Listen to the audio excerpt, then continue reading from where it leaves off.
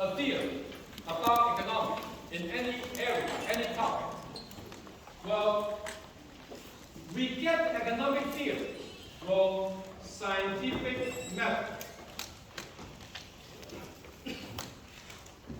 That is, we have observation. We see a phenomenon in the real world. We see something happening in the real world. And we try to understand and explain what is going on. So we hypothesize. An explanation.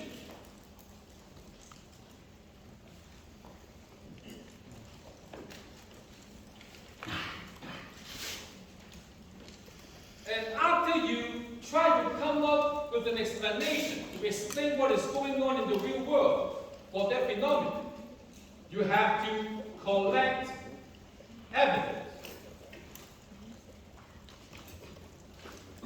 It's like experiment in natural science.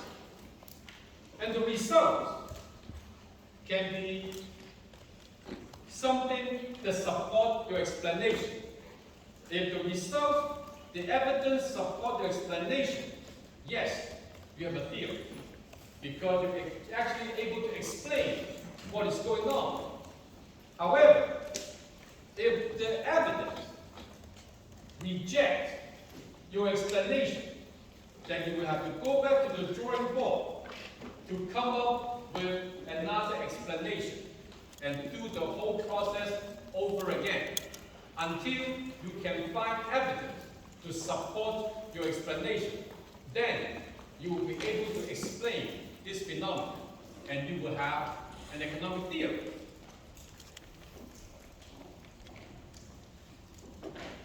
So, what exactly is a theory?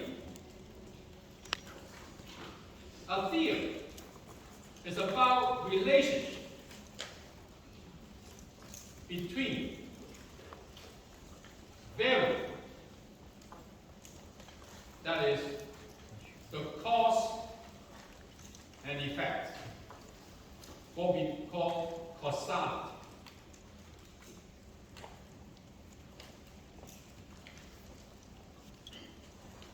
So in chapter 3, you will learn what we call the law of demand. The law of demand says when the price of a product drops, the quantity that people would like to buy this product will go up. So this is the law of demand. This is the theory.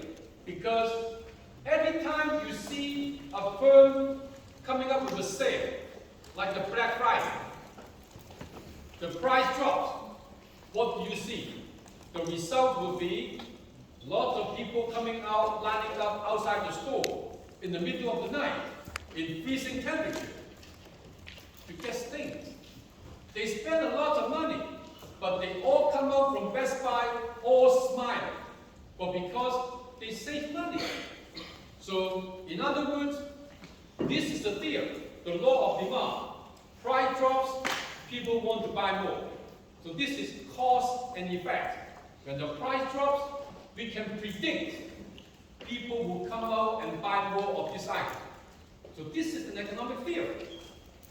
Now to explain this theory, there are different ways. One way to explain the theory is by detailed description, i.e. words. Well, that's what all the great economists, hundreds of years ago, they all did that. But before that, we didn't have any calculus. Adam Smith, he wrote the book, The Wealth of Nations. In that book, no math, no graph, no equation, all words. But he nailed down all the basic principles in economics very clearly. So, for example,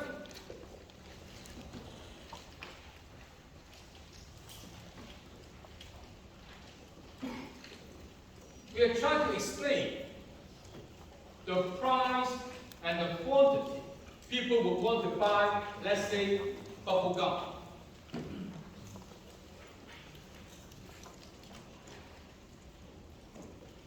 And then the theory says if the price of bubble gum is greater than or equal to $5, no one would want to buy it. It's too expensive. No one would want to buy this expensive bubble gum.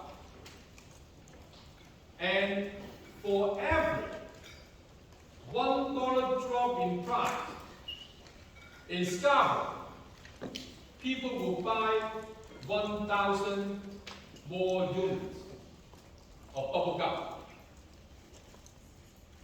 So, in other words, we are describing in words how the price and the quantity people will want to buy relate to each other. And with this, we can also figure out when the price is 5, people would not want to buy any bubble gum. When the price drops $1 to $4, then people will want to buy 1,000 units. Another dollar drop in price to $3, another 1,000 extra units people will want to buy. And when it drops to 2, another 1,000 units people will want to buy. And it drops to 1, another $1,000 unit increase. When it drops to 0, when it is free, only 5,000 units people will want to buy. And now the question is, when the price is 0, it is free. Why people in Scarborough only want to get 5,000 units of bubble gum? Why not unlimited? When the firm can supply anything they want. Just like if it is free to you, you only get 5 packs of bubble gum every week. Why only 5 packs if it is free? Back to principle number 1. There is no free lunch. The bubble gum is free to you, but chewing bubble gum makes your jaw tired. And bubble gum, very sweet, is not healthy. 5 packs of bubble gum per week may be the max you want to have. If you have more than 5 packs, the benefit will drop below the cost, and you will be worse off. You will not do it. That's why even though something is free, people would have a limited amount that they want to get because there is no free lunch. You pay for it one way or the other. So this is describing the relationship between these two variables using words. And besides this, another way to express this theory is visual presentation. In other words, using graphs. Because a picture says 1,000 words. So if you use graph, you can easily depict this relationship in one graph, and you can see all the details. Using the numbers that we have. When the price is 0, people will want to get 5,000. When the price is 5, people will want to get 0. And if you link these two up, you will find that when it is 4, people would want 1,000. When it is 1, people would want 4,000, etc., etc. So all these points will be exactly what we have in that table. So we can translate the information from detailed description into a graph. And with this graph, we can see exactly what this relationship is. That is, when the price drops, people would want to buy more. As you move in this direction, along this line, it is clear we can visualize the relationship with this graph, exactly what we said earlier, using words. The third way to present this is precise relation, i.e., using equations, we can present the relationship using an equation between price and quantity. So, how do we do it? Well, look at this example. If you remember from high school, if this is the x-axis, this is the y-axis, the equation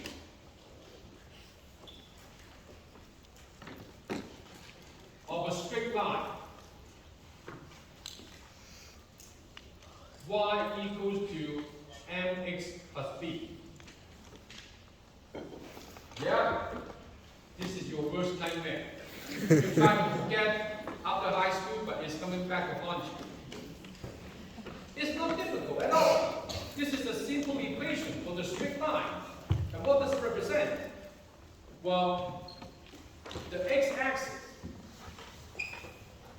is Q. The y-axis is P. The B represents the vertical intercept. The only remaining question is, where can we find the slope? If we can find the slope, then we can have this relation presented in an equation. Well, we all know slope equals to rise over run. Rise means the change along the vertical axis, up or down, rising or falling. Run means the change in horizontal direction. Are you running to the right or running to the left? If you are running to the right, the value goes in the positive direction. If you are running to the left, the values go into the negative direction. So, how can we figure out the slope from this graph? Imagine we are moving from the top to the bottom. So as we move along this line, from the top to the bottom, what happened vertically is that we are falling from 5 all the way down to 0. Because at the top, the vertical value is 5. When we get to the bottom, the vertical value is 0. So the rise is minus 5 because you are dropping 5 units vertically as you move from the top to the bottom of this line. What about the run? At the top, your horizontal value is 0. But at the bottom, your horizontal value is 5,000. That means you are running to the right in positive direction, 5,000. So the slope is minus 5 over 5,000. So minus 5 over 5,000. That is negative 0.001. And now we get the slope. So using the format of an equation for the straight line, we can easily present this relationship of this straight line in an equation. Negative 0.001 times Q plus 5 equals to P. So it tells us how these two variables are related to each other. Not difficult at all. And that's all we need to do in this course. The difficult part about graphing equation is like this. And now, go back to the theory.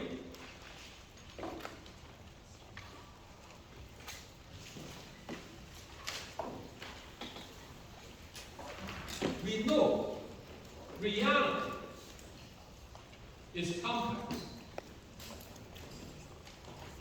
Theory, we're interested in, for example, the relationship between the price and quantity. But every decision we make will involve a lot of consideration. As simple as bubble gum.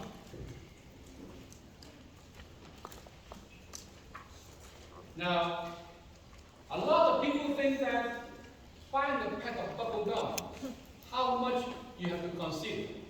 A lot. But you are not conscious, aware of that. Of course, first, you need to consider the price. Second, social acceptance. So suppose you are living in an environment, your parents will not allow you to chew bubble gum at home, and your school does not allow you to chew bubble gum at school. And the friends that you hang around with, none of them like you to chew bubble gum. So if you are living under these circumstances, it is not acceptable for you to chew bubble gum.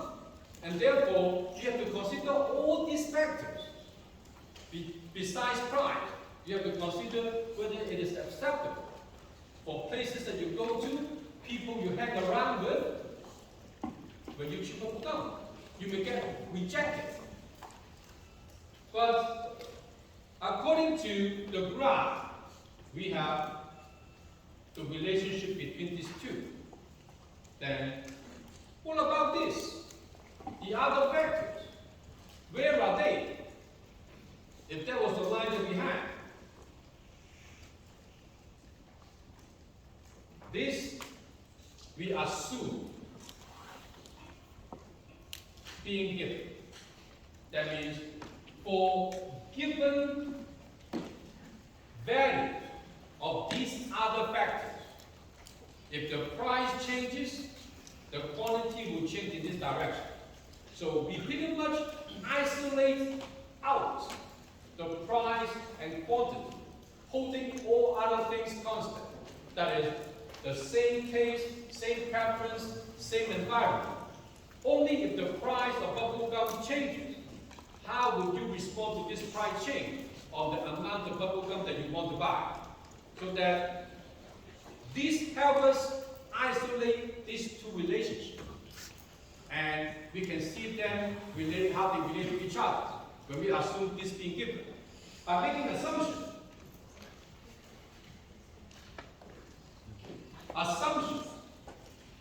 simplify the complex reality. Is it good or bad? Well, depends on how much simplification you do. Now, for example, in real life, for structural engineers, they want to design a building which can withstand earthquake. So what do? In the design process? Do they go to Los Angeles and build a building and waiting for the earthquake to hit and see if that structure can still hold and stand up? They don't do that. Instead, they build a model, maybe 1 to 200 in scale, and they put it on the platform and shake the platform to see how that building will stand that quake. So this is model. This model simplifies the reality into a theory so that we can look at the relationship in a more simplified manner so that we can actually track and trace what we are focused, what we are interested in. So this gives rise to economic theory or economic model. A model, economic model, is a simplified version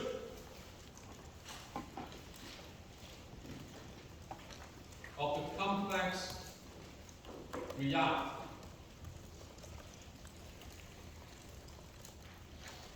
And the reason why we want to have a model, because we want to see that relationship, isolating all other factors out of the picture,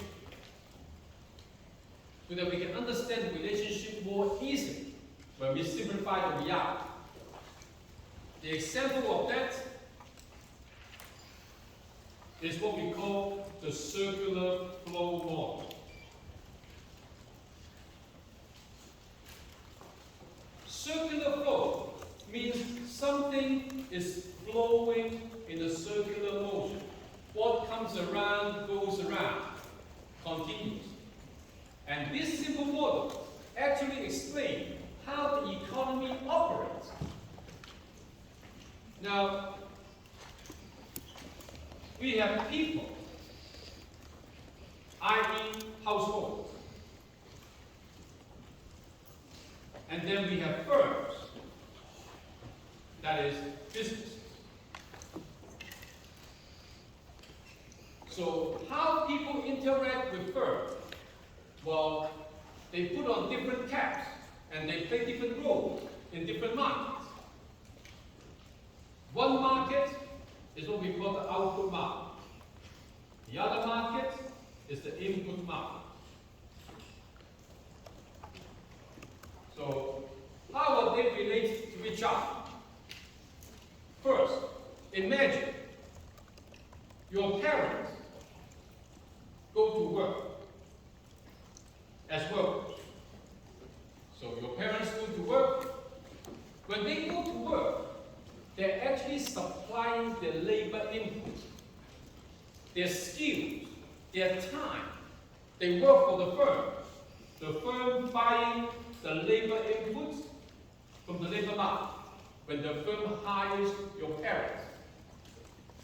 So why does the firm hire your parents?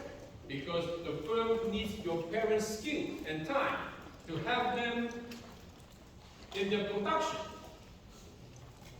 of the output. So for example, your parents work in a firm, a factory that produces bikes. And people buy bikes. So the finished product, the output, will go back to the household, what we call consumption. Now, this applies to all the markets: bikes, shoes, clothes, meat processing, all these kind of different markets. So people go to work, they supply inputs in the process of the production of the output, and the output they produce in the firms will be sold in the market for household to buy. And they consume this product. They can go back to work the next day. It keeps on circling around. What comes around goes around. But this is only half the picture, because in modern days, when your parents go to work, they earn income. That's how they pay for your education. And when they earn income, they use the income to buy the stuff the family needs, what we call expenditure. So when you go to pay for the bike at Canadian Tire receive the money from your parents. That will be the revenue for the Canadian Tire. And the firm using this revenue to pay for the cost. So now you see, what comes around goes around. But what you notice is that all the green arrows and the orange arrows, they move in opposite direction. Because it's all about exchange. When your parents go to work, your parents are offering their skills and time in the labor market. When you offer something the market needs, you get paid. Your parents get paid. And when you need something from the market, like your parents want to buy you a bike, your household needs something from the market, you must pay. This is an exchange. You offer something, you get paid. You want to get something, you must pay. So this is a very simple model, but it explains how things move around, how money being circulated in the economy, because money is involved in every transaction, whether you get paid or you have to pay. So this is what we call the circular flow model. And now, when it comes to the question of economists, what do they do? So if you get training in economics and you become an economist, what do you do? One task is to offer advice to the government. That is, you know about economic theory and you can predict the outcome. And therefore, before the government implements a policy, the government will ask if the government raises the tax, what happened in this market, what happened in this market. You can analyze and predict the market outcome. So the government can see whether this policy will get the desirable outcome. However, economists offer advice, but adopt or not depends on the government. So we only know what is best for the economy. That's how we offer advice, based on the well-being of the people, based on the best outcome, we offer the advice. But whether the government listens, whether the government adopts our advice, is a different story. Just like you go to see a physiotherapist.